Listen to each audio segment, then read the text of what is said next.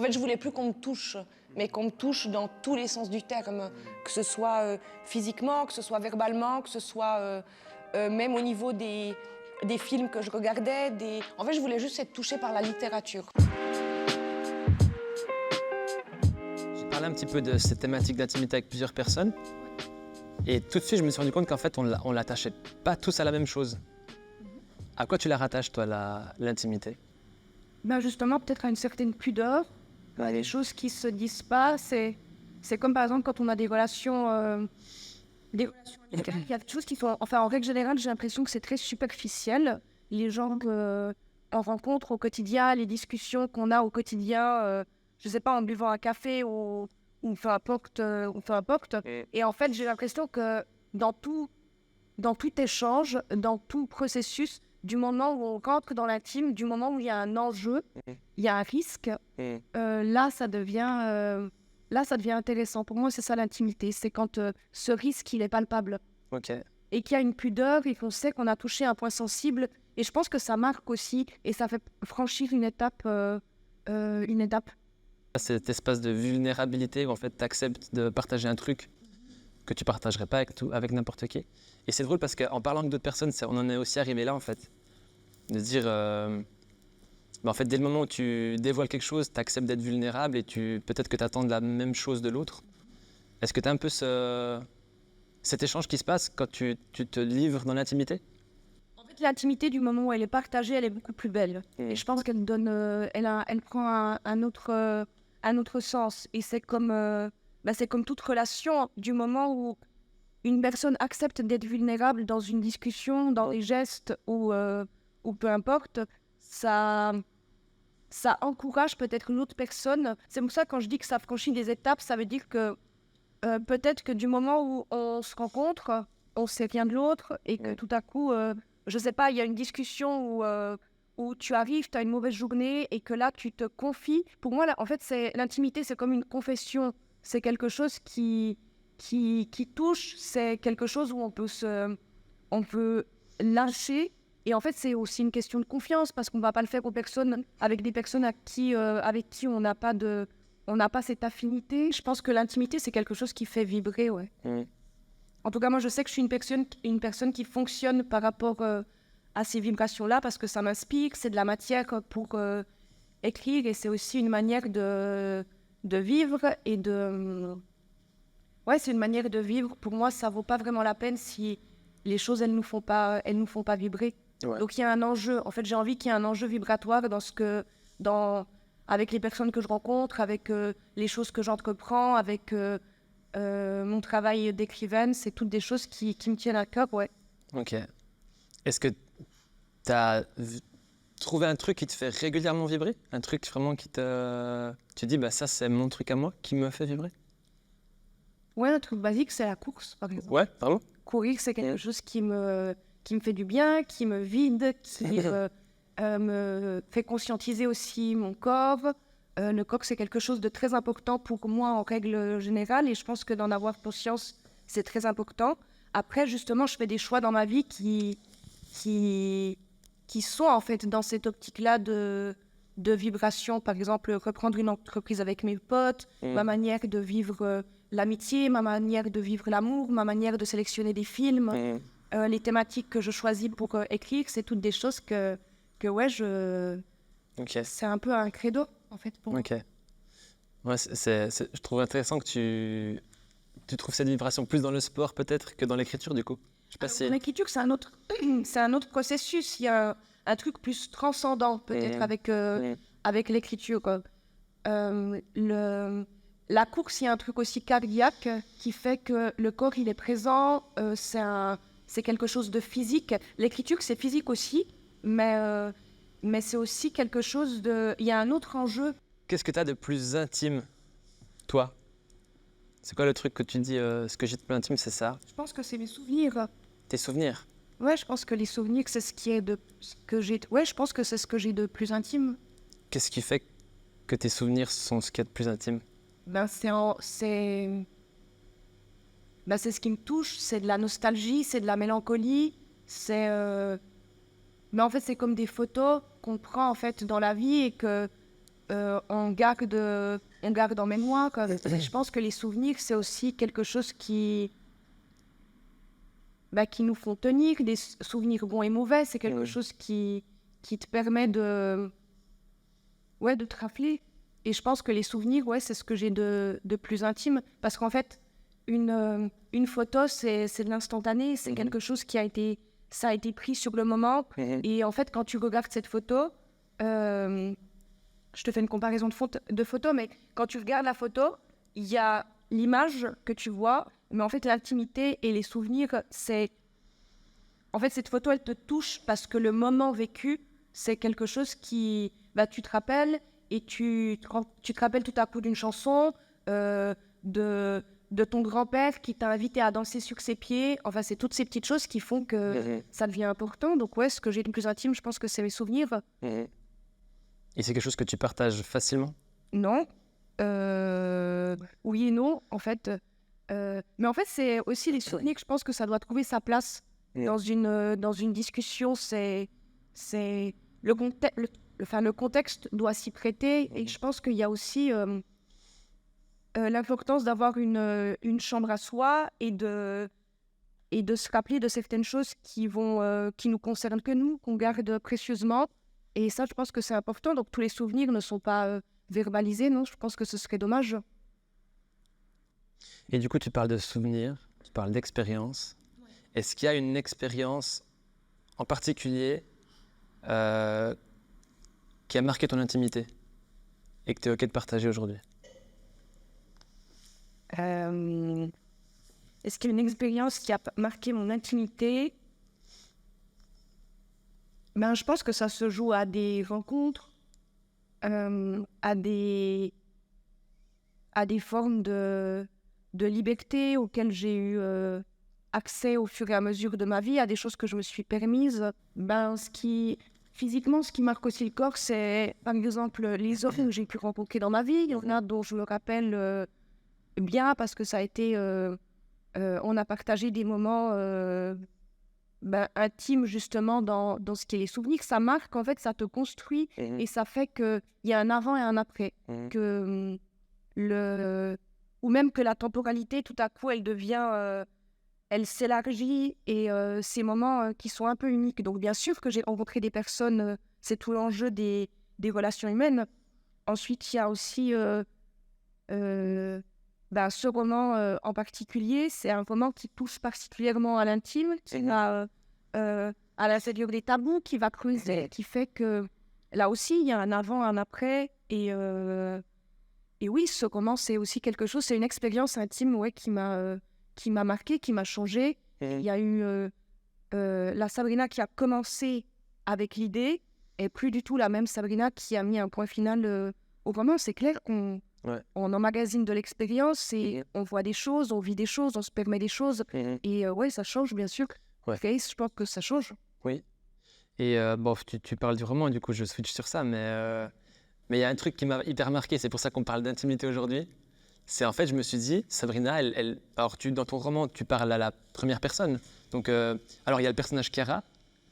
Et après, moi, je te connais, donc Sabrina, Chiara, déjà deux noms avec consonance italienne. Donc, je me dis, Chiara, c'est très... qui me suit aussi à travers mes romans. Ouais. Mais du coup, dans le roman, tu parles d'expérience. J'ai reconnu un peu les lieux où tu te trouves, chez toi, etc. Et je me suis dit, en fait, elle se dévoile énormément, Sabrina, dans son roman. Alors oui, il y a une question de fiction. On ne sait pas où s'arrête la fiction, où elle commence et où est-ce qu'elle s'arrête. Mais quand tu parles de ton corps, quand tu arrives chez toi, ce que tu fais, du miroir, etc. En fait, je me suis dit, est-ce que c'est vrai ou est-ce que c'est pas vrai? Et en fait, si on part du principe que c'est vrai, que c'est la vraie Sabrina et que c'est une vraie expérience que tu as vraiment vécue, en fait, tu dévoiles énormément, moi, je trouve. Et je trouve ça hyper intéressant, mais je voulais te demander comment tu le vis, en fait. Comment je le vis? Je le vis... moi, ce qui m'amuse, c'est aussi de jouer, en fait, avec ça, parce que je sais pertinemment que... En fait, je savais pertinemment qu'en écrivant certaines scènes, comme celle de la masturbation, ou le fait que Chiara s'observe devant le miroir et qu'elle est curieuse de son anatomie, ou même les scènes où mon personnage accepte de coucher avec un autre homme, En fait, c'est amusant. Après, moi, j'aime bien provoquer. Ouais. C'est aussi quelque chose qui fait partie de Ouais. ma personnalité. Donc, il y a de la fiction, il y a de la réalité. Après, moi, j'essaie de toucher à l'universel. En fait, j'essaye de faire en sorte que le lecteur se sente concerné. Et si en plus, il peut être curieux, tant mieux.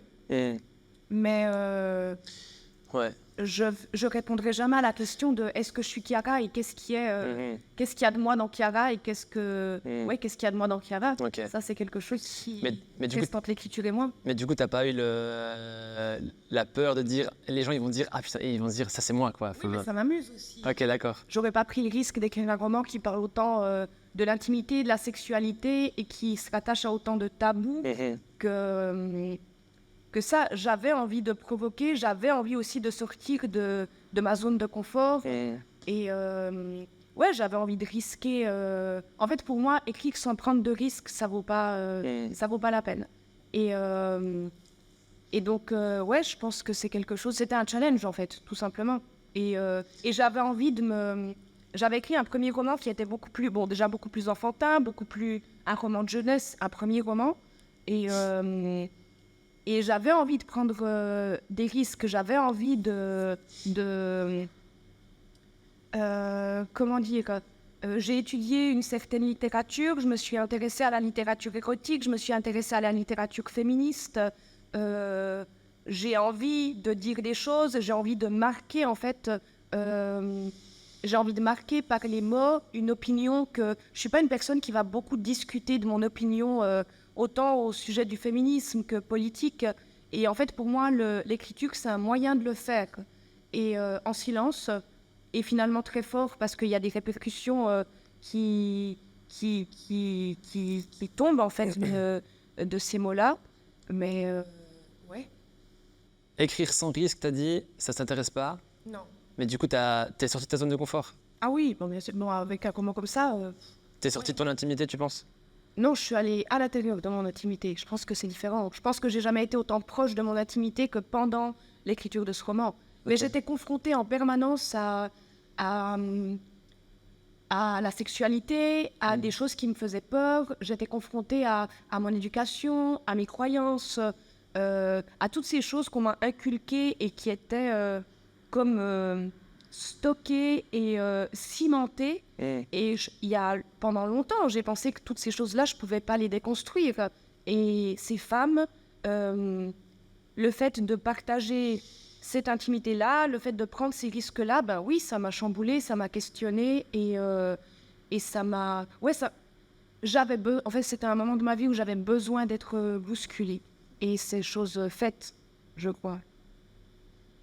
Ça veut dire que tu t'es un peu écouté, tu t'es dit là, j'ai besoin d'être bousculé, j'ai besoin d'aller hors de ma zone de confort. Ouais, c'était pas forcément... C'était plus qu'une écoute, en fait. C'était une nécessité à ce moment-là, parce que j'étais aussi dans un moment de ma vie où j'avais écrit un premier roman qui était sorti en 2016. J'avais écrit une pièce de théâtre.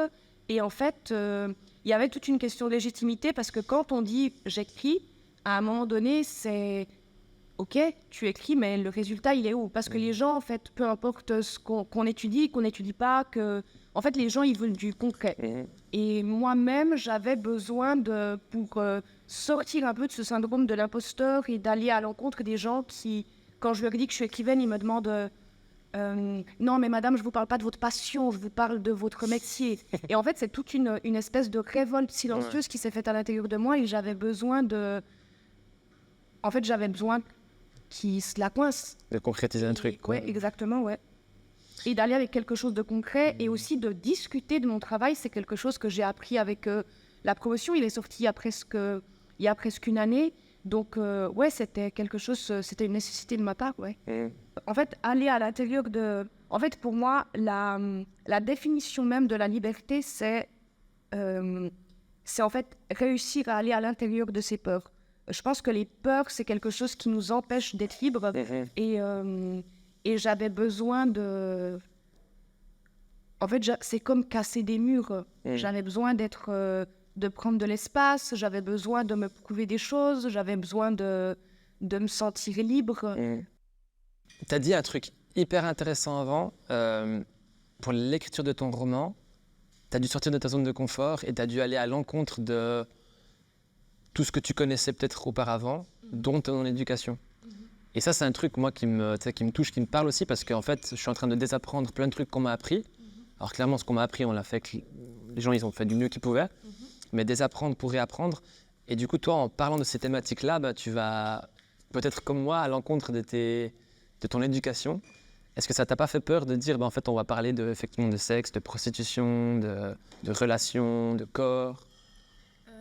Alors, oui. Alors oui, bien sûr que ça fait peur parce que c'était comme un espèce de saut dans le vide. Et,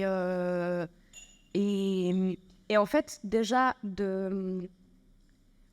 d'avoir l'idée de s'approcher de femmes qui effectuent ce travail-là, on est déjà confronté à... J'étais hyper mal à l'aise. La première fois que je suis allée dans un bordel et que j'ai essayé d'aborder une des travailleuses, elles ont une manière de discuter, elles ont un vocabulaire qui est pas commun. En fait, il faut pas avoir peur du mot bite, du mot chatte, du mot cul, du mot sodomie. En fait, il y a des prestations. Donc déjà là, en fait, tu sors de ta zone de confort parce que tu vas dans tout ce qui est caché, en règle générale. Après, au niveau de l'éducation, il y a toute cette envie de désapprendre, mais sans renier. Ça, pour moi, c'était important de le faire. Et c'est comme tu dis, en fait, les parents, ils n'ont rien fait de juste, ils ont rien fait de faux, et ils ont fait beaucoup de choses justes, ou vice-versa, peu importe.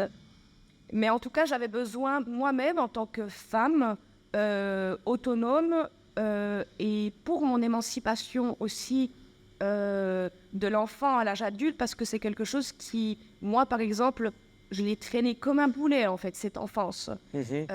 Parce que dans ma vie, j'ai eu des expériences bonnes et mauvaises qui font que ça tasse, quoi. Et ça, j'avais besoin de le mettre de côté, de discuter ouvertement. C'est comme certains troubles alimentaires auxquels mon personnage il est confronté. En fait, j'avais besoin de dire que c'était pas grave. Des fois, le fait de normaliser et de le rendre universel, ça fait que tout à coup... et je pense qu'il y a plein de femmes aussi qui se sentent concernées par ce que j'ai pu écrire. Donc, c'était toutes ces choses que j'avais pas besoin de... Je les ai mises de côté et j'ai fait un espèce de tri dans le mini-bilan que j'ai jusqu'à mes 34 ans.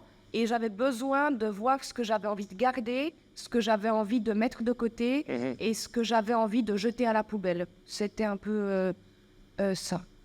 Voilà. Je trouve ça hyper courageux.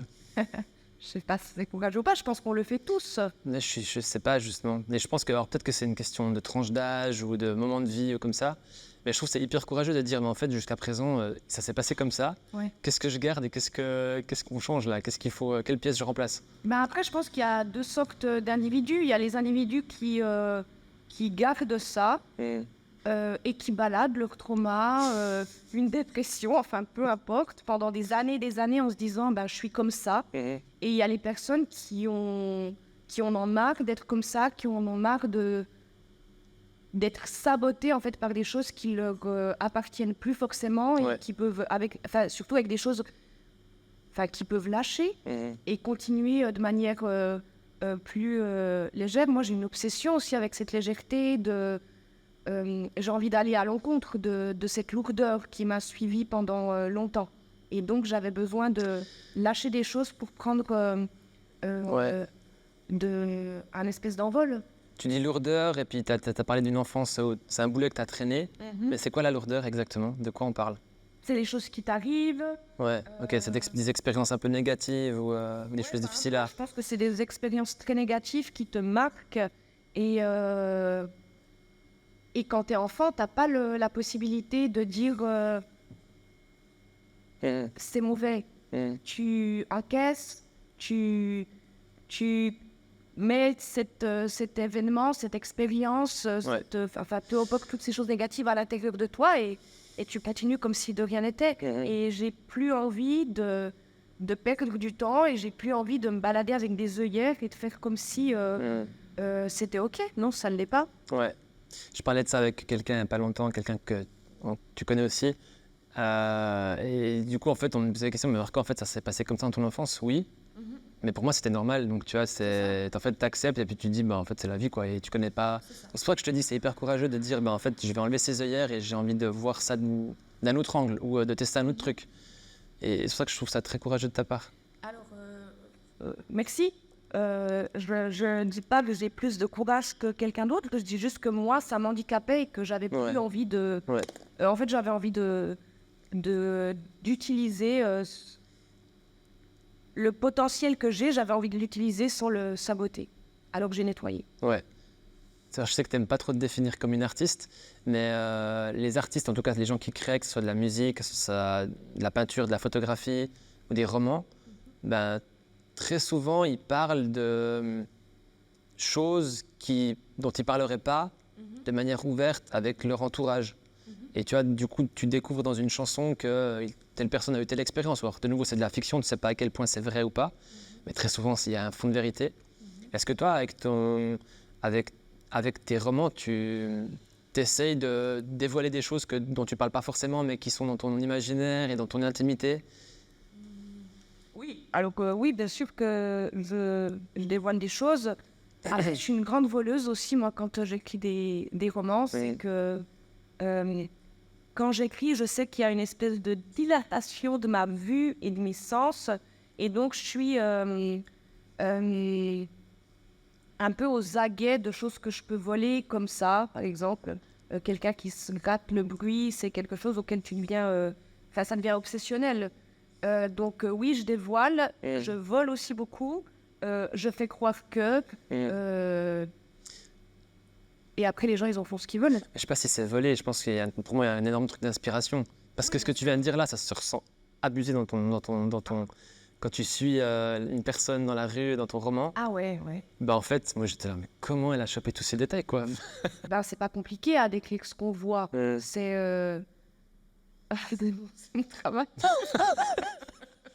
C'est mon travail. Ouais, mais pas tout le monde. En fait, une histoire, c'est bien d'avoir une idée, mais cette idée, elle doit aller sur 150 pages, tu vois. Ouais. Donc ouais, c'est juste que...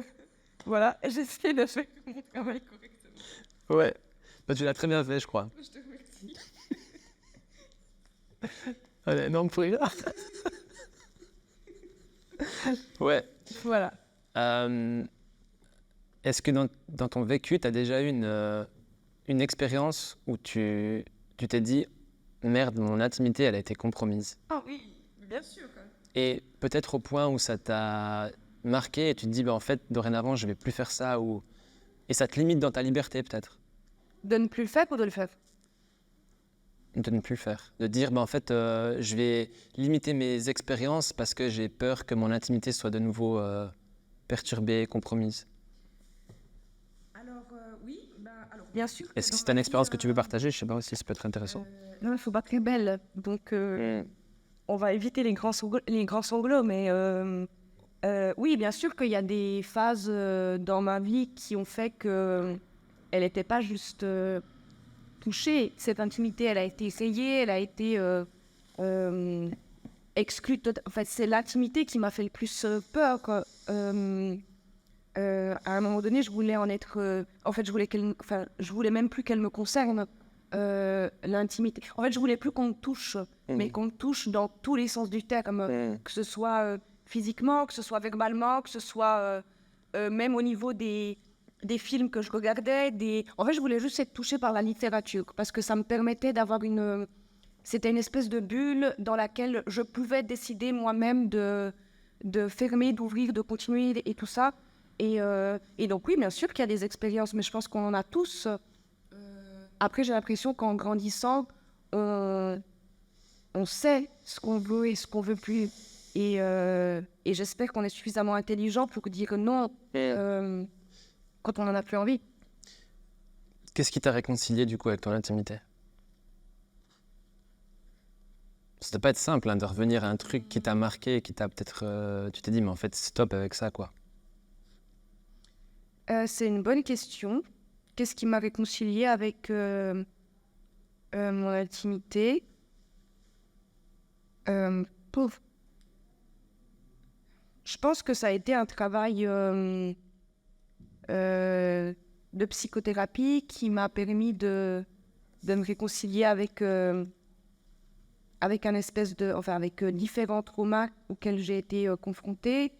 Je pense que mon intimité en tant que femme, j'ai eu la chance de rencontrer un homme incroyable avec lequel je ne me suis pas posé de questions et donc qui m'a permis de découvrir et de me découvrir aussi. Donc je pense que c'est aussi un moment de la vie où j'étais apte. J'avais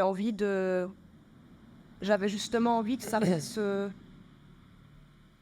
ça bascule dans quelque chose de plus agréable et j'avais une soif de vivre en fait aussi énorme parce que j'ai été malade pendant très longtemps et tout s'est arrêté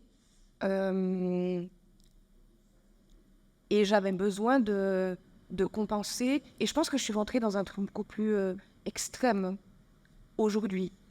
Avant j'avais peur de la vie et aujourd'hui je suis assoiffée d'expérimenter. T'as l'air. Mais ça fait du bien de voir. De nouveau, j'aurais utilisé le même mot, mais c'est inspirant. Merci. Ouais. Et peut-être qu'on va finir sur ça. Je parlais avec Claudia aujourd'hui et elle m'a dit l'intimité, peut-être que c'est se retrouver et se rapprocher de son être, de ce qui te nourrit et de ce qui te fait effectivement vibrer un maximum. Ouais, je pense qu'il a totalement raison. Ouais. L'intimité, c'est se rapprocher de ce qui nous touche et de tout ce qui est, en fait, de tout ce qui a une profondeur. Donc, je vais jamais contrer les mots de cette Claudia que tu sais que j'apprécie énormément et qui m'a beaucoup fait avancer dans ma vie. Et ouais, elle a totalement raison. Mais Sab, c'était hyper intéressant, merci beaucoup. Merci à toi. Ouais. J'avais un peu peur des questions, mais finalement, ça va. C'est allé. Ouais. Et puis du coup, il y a cette petite tradition de la fin, tu sais. La petite question? Ouais, il faut que tu laisses une question à mon prochain invité. Tu peux la noter là, et puis on la découvrira dans la prochaine vidéo. Ouais. Ça te va? Déjà une idée pour ton prochain invité? Plus ou moins, ouais. J'ai une idée que je vais pas dévoiler pour l'instant. Hein. Alors moi, j'attends juste... Ouais, tu peux écrire ta question sur une de 2 pages, comme tu le souhaites.